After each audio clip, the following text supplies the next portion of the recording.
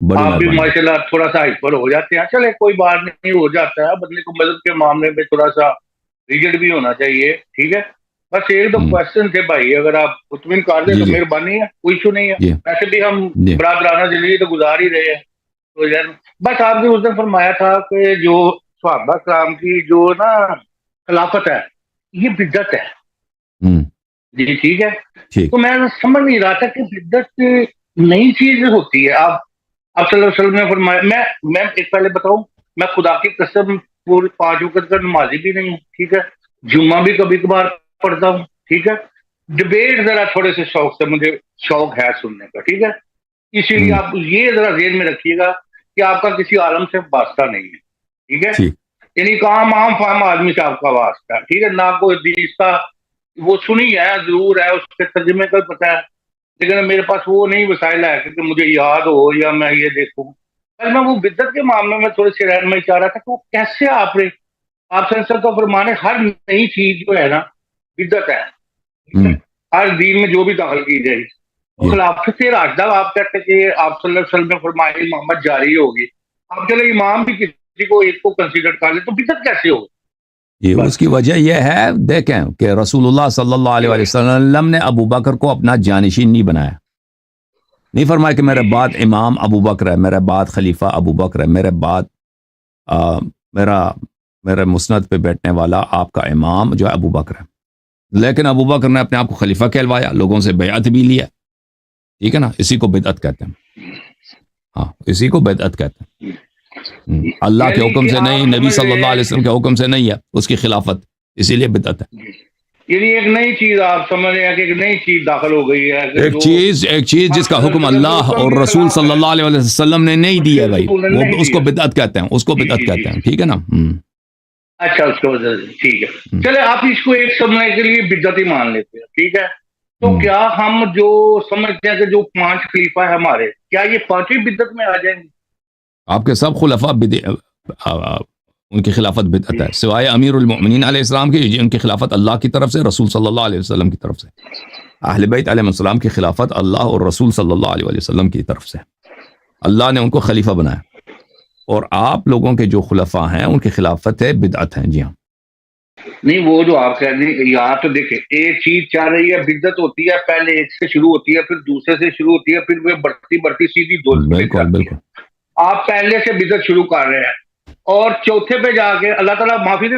وہ چوتھا نہیں ہے نا, وہ چوتھا نہیں ہے, وہ چوتھا نہیں, وہ اول ہے. میں آپ کے انڈوز کر رہا ہوں, آپ کی بات کو انڈوز کر رہا ہوں, بس میرا سوال سمجھ لیں کہ میں کہہ رہا ہوں کہ 3 تک تو بدعت ہے, آگے سے یو ٹرن کیسے ہو سکتا ہے؟ دیکھو لاجیکل اس لیے کہ وہ چوتھا نہیں ہے نا بھائی, آپ اپنا سوال ہی غلط ہے, آپ کا پرسپشن پری سپوزیشن ہی غلط ہے.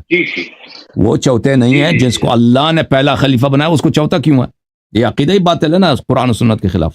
جس کو اللہ تعالیٰ نے رسول اللہ صلی اللہ علیہ وسلم کا جانشین بنایا, رسول اللہ صلی اللہ علیہ وسلم نے کہا علی خلیفتی من بعدی, علی علیہ الصلوۃ والسلام میرے بعد میرے خلیفہ ہیں. میں آپ کو دکھا دیتا ہوں بھائی, آپ کی خدمت میں حدیث دکھاؤں. ایک منٹ بھائی, کتاب السنہ لابی بکر, حدیث سے میری بات سو, آپ دلائل سے بتا دیں تو کافی ہے.